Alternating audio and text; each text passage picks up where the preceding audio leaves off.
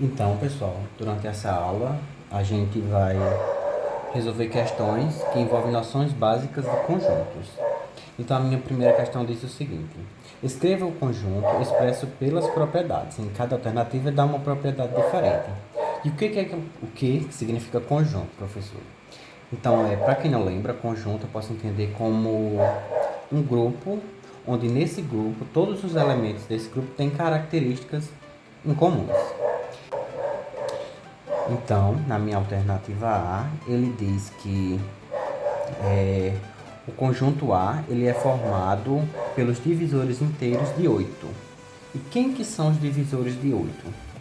Então, eu vou dizer que o meu conjunto A, sempre expressado com letra maiúscula, dentro de chave, é os divisores inteiros de 8. Então, vamos primeiro para os números naturais. Então, eu sei que 8, ele certamente vai ser divisível por ele mesmo, que 8 dividido por 8 dá 1, 8 não dá para dividir por 7, 8 também não dá para dividir por 6, 8 vai ser divisível por 4, porque 8 dividido por 4 dá 2, 8 também é divisível por 2, 8 é divisível por 1. E agora a gente encontrou todo o conjunto dos números naturais, agora a gente pode só incluir os inteiros, que é só colocar o negativo no conjunto dos números naturais que a gente obteve. Então, eu vou ter o menos 1, o menos 2, o menos 4 e o menos 8. Então, essa é a representação, né, a expressão que expressa esse conjunto A, que é o conjunto dos divisores dos números inteiros. Então, está aqui a minha alternativa A. Na minha alternativa B, ele diz o seguinte, que o conjunto B ele é o conjunto das vogais da palavra paralelepípedo. Então, vamos identificar as vogais aqui da minha palavra paralelepípedo. Eu tenho aqui a vogal A, então vamos colocar aqui, conjunto B é igual. E aqui as minhas chaves.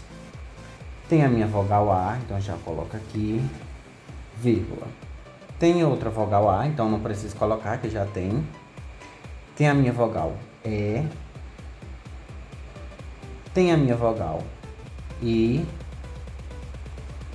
E tem a minha vogal O, porque a minha E já foi. Então, tá aqui a representação desse conjunto. E na minha alternativa C, ele diz o seguinte, que é o conjunto dos lados do triângulo ABC. Então, eu tenho aqui, ó, o meu triângulo, certo? De medida ABC. E ele quer saber o conjunto dos lados. Então, certamente eu tenho um lado com medida AB, né, que vai daqui desse ponto a esse ponto, então, que corresponde a AB. Então, meu conjunto C vai ser igual ao meu AB. Outra medida é do meu A até o meu C. E outra medida certamente vai ser do B até o C. Ou do C até o B, a recíproca também é válida. Como é a mesma medida, tanto, por exemplo, de A para B como de B para C, a gente pode representar um deles. Então, está aqui a minha resolução da primeira questão. Então, na minha segunda questão, eu tenho a seguinte situação. Escreva uma propriedade que define cada conjunto a seguir. E eu tenho esse meu conjunto D na minha alternativa A, onde eu tenho os elementos 0, 12, 24 e 36. Então, uma propriedade que a gente pode escrever, por exemplo, é que o conjunto dele é formado pelos múltiplos de um número. E esse número é o número 12. Por quê? Porque 12 vezes 0 dá 0, 12 vezes 1 dá 12, 12 vezes 2 dá 24 e 12 vezes 3 dá 36. Então, a gente vai escrever o seguinte. O conjunto D são os múltiplos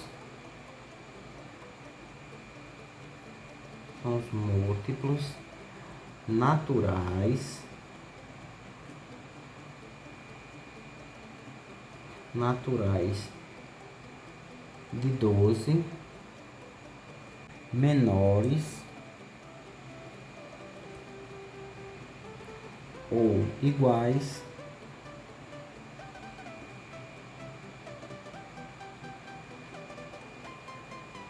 a 36.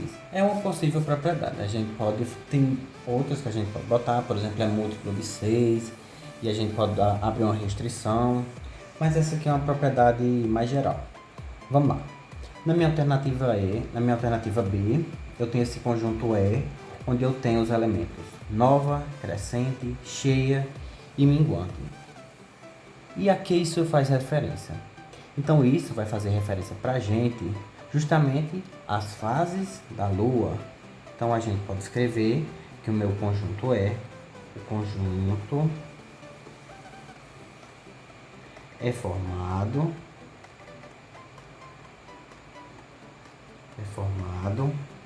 pelas fases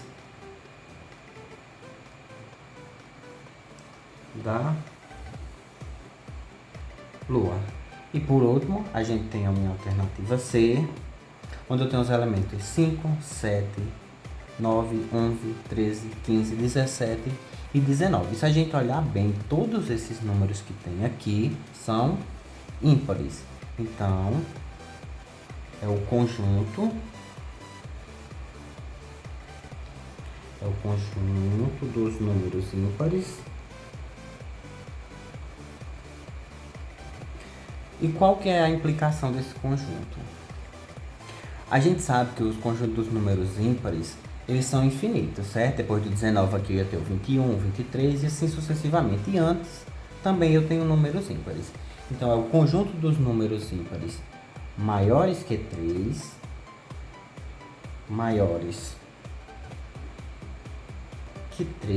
e menores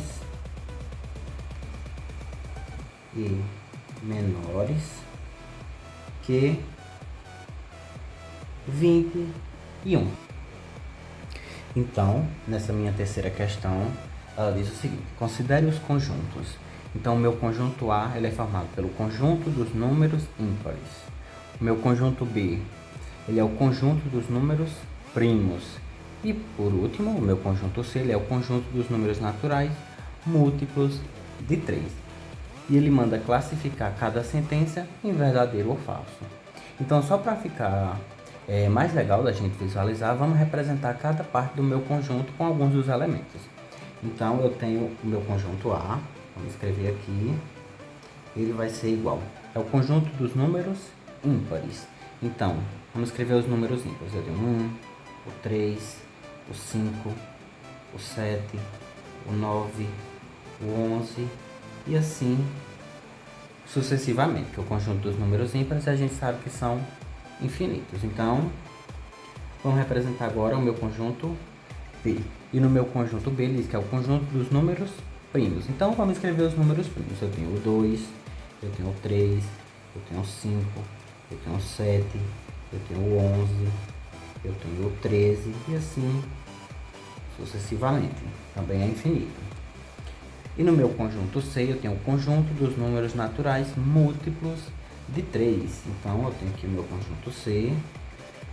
Então os números múltiplos de 3 eu vou ter o 3, o 6, o 9, o 12 e assim sucessivamente. Então vamos lá.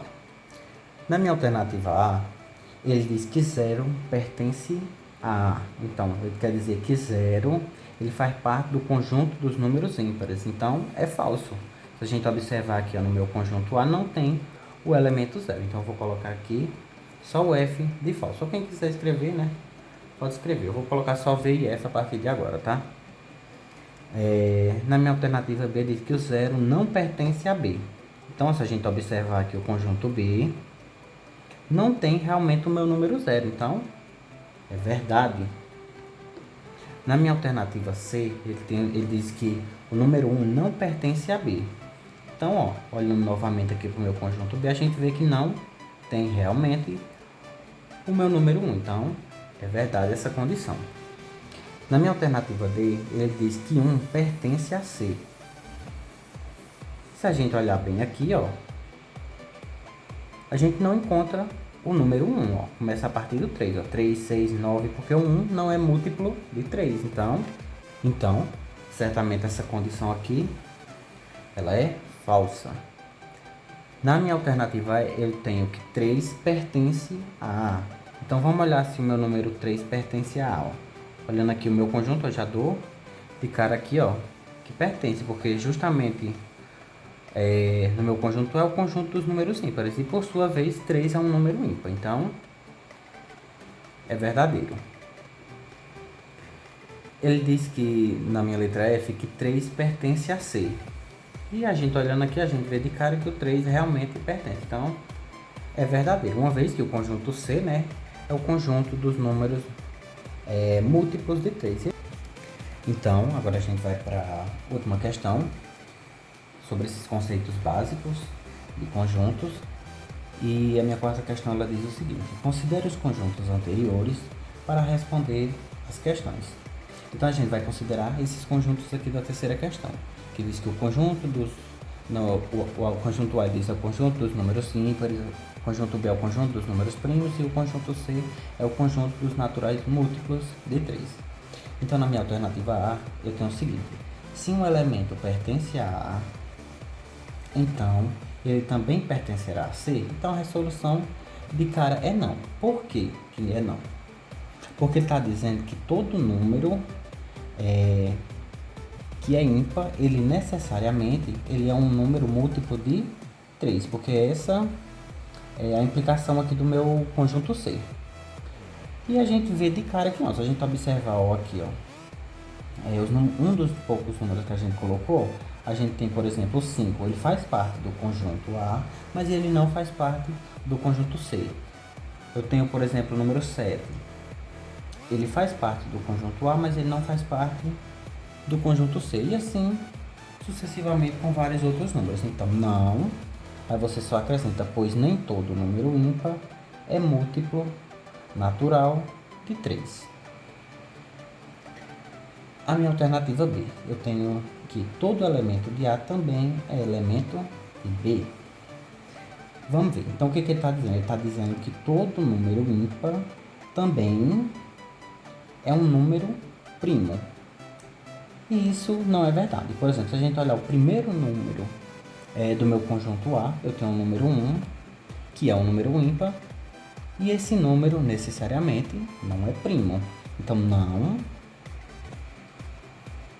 não, pois, aí você escreve, pois nem todo número ímpar é necessariamente primo. E na minha alternativa C, eu tenho o seguinte: todo elemento de B também é elemento de A. Então, o que ele está dizendo? Ele está dizendo que todo número primo também é um número ímpar. E será que isso é verdade? Se a gente observar, só a partir aqui, ó, do 3, a gente vai ver que se repetem muitos números. Ó, o 3, o 5, o 7, ó, já o 9 não aparece. O primeiro elemento aqui, ó, do conjunto dos números primos é o 2, mas 2, ó, ele por sua vez não é um número ímpar. Então, a solução aqui é não. E você só completa, pois nem todo número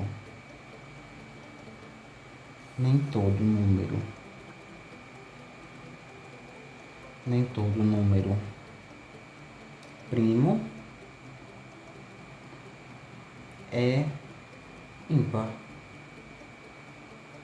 E se você quiser dar exemplo também para ficar uma resposta mais legal, exemplo: 2 é primo,